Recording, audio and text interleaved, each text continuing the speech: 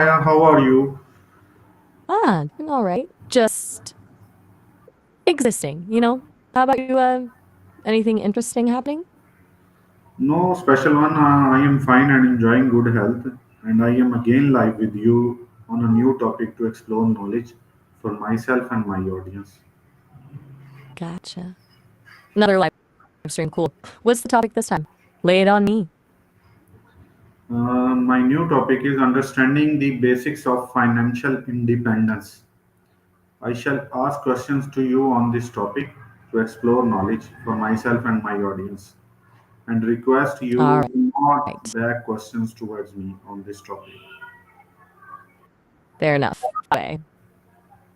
Are you ready? Born ready. Let's do it. So let's start. My first question is, what does financial independence mean? Financial independence, simply put, is having enough income, ideally passive income, to cover your living expenses without needing to work. It's about having the freedom to make life choices without being solely motivated by money. Okay, why is financial independence important in today's world? It's important because a lot of traditional securities are shaky, honestly. Depends are less common, job security is down, and the cost of living keeps climbing. Financial independence gives you a buffer against all that, a bit of control in a world that often feels out of control. It's not just about being rich, it's about You talked about the rich. So my next question is, what is the difference between being rich and being financially independent? You're right to push on that. They're not the same at all. Rich usually means a high income and lots of assets, but you can be rich and still live paycheck to paycheck. Financially independent is about having enough assets, generating income that you don't need a paycheck, regardless of how much you earn. One's about flow, the other's about stock. That makes sense? Do you think that budgeting help you to move toward financial independence? Absolutely. Budgeting is like the foundation. You can't build anything solid without knowing where your money is actually going. It's not about restriction, it's about awareness. Saying where you can redirect funds towards investments that will eventually that passive income. Why is tracking expenses important for financial control? Because what gets managed, seriously, tracking expenses isn't about obsessive, it's about being informed. It shows you leaks you didn't even know you had. Those small recurring costs that add up and derail your progress. It's hard to make good financial decisions when you're flying blind. Another question is, what are the main sources of income people on rely? Okay, so people generally have earned income. That's a job, right? And then there's passive income. Passive income includes things like rental properties, dividends from stocks, royalties from creative work, or even online business. Then there's portfolio gains from selling investments. Most people rely heavily on earned income, but the goal for financial independence is shifting that balance towards passive sources. Do you think that increasing your income speed up financial independence? Does a faster car get you to your destination quicker? Yes, generally. Increasing your income gives you more capital to work with, more to save, more to invest. It's a huge generator. But, and this is important, increasing income without controlling spending is like filling a leaky bucket. You need Another question is, how can saving a fixed percentage of your income help? it automates the process. If you decide, say, 15% of every paycheck goes straight into savings or investment, you don't even have to think about it. It becomes a habit.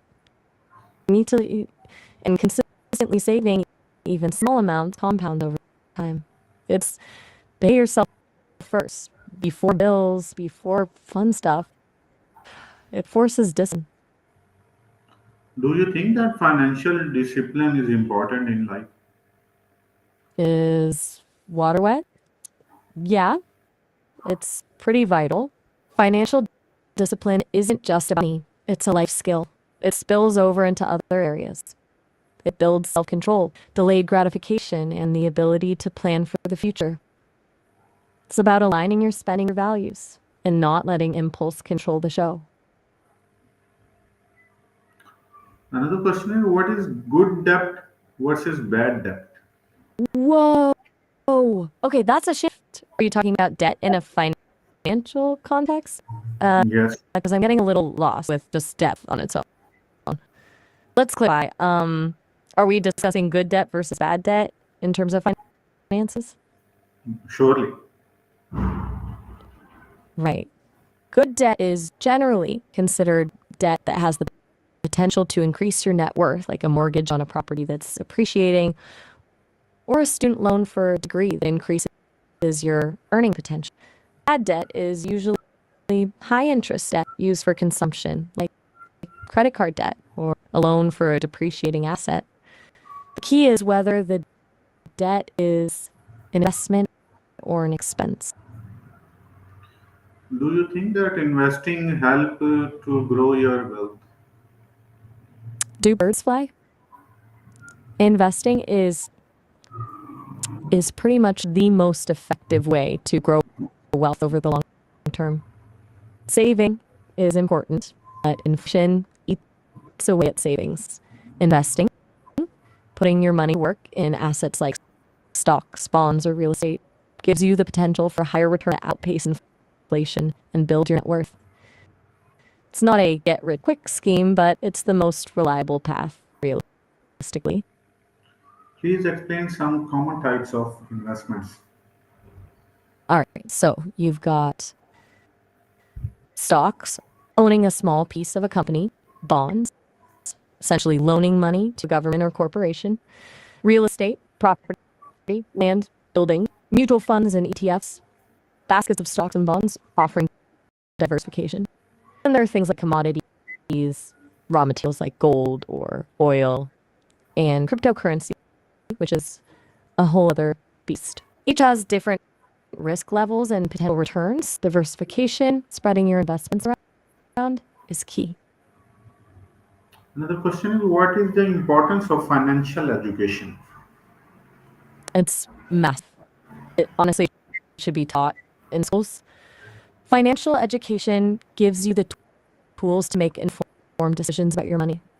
It empowers you to avoid scams, understand complex financial products, plan for the future, and ultimately achieve financial independence. It's not just about getting rich, it's about having agency over your life. Why should you learn to differentiate between wants and needs? Because confusing the two is a fast track to financial. Needs are essential for survival: food, shelter, basic clothing. Wants are everything else: that fancy coffee, the phone, the weekend getaway. Learning to prioritize needs over wants allows you to allocate your resources effectively, save for the future, and avoid unnecessary. It's about mindful spending, not deprivation. Do you think that automation help in saving and investing? Absolutely. Automation is a game changer. Automatically transferring a set amount to savings or investments each month removes the temptation to spend it. Robo-advisors can automate your investment strategy based on your risk tolerant goals. Takes the emotion and the procrastination out of the equation. Set it and forget it to a degree. Another question is, how can young people start their financial independence journey early? Start small, but start now. Even a few dollars a month and did consistently can make a huge difference over time due to compounding. Learn basic budgeting, avoid unnecessary debt, and prioritize saving. Take advantage of employers' retirement plans if available. And honestly, just educating themselves, reading books, listening to podcasts, following reputable financial sources is huge. The earlier they build good habits, the better. My last question is, what is the role of patience in building wealth? Patience is absolutely critical. Building wealth and achieving financial independence is a marathon, not a sprint. There will be ups and downs, market fluctuations, and moments of encouragement. It requires consistent effort, disciplined saving, and the ability to stay focused on your goals, even when things get tough. Schemes rarely work and often leave you off. Slow and steady wins the race. Thanks a lot, Maya, for your cooperation and affection towards me and my audience, for providing us a valuable knowledge on this topic of budgeting. Oh, all right. Glad to help. Have a good one. So stay blessed. Have a nice day. Okay, bye. You too. Bye. We will live with an artificial intelligence tool, Sesame app, that is Maya. I have discussed the topic of budgeting to her, and I hope that you will get knowledge easily topic. So stay blessed. Keep watching me. Have a nice day. Okay, bye.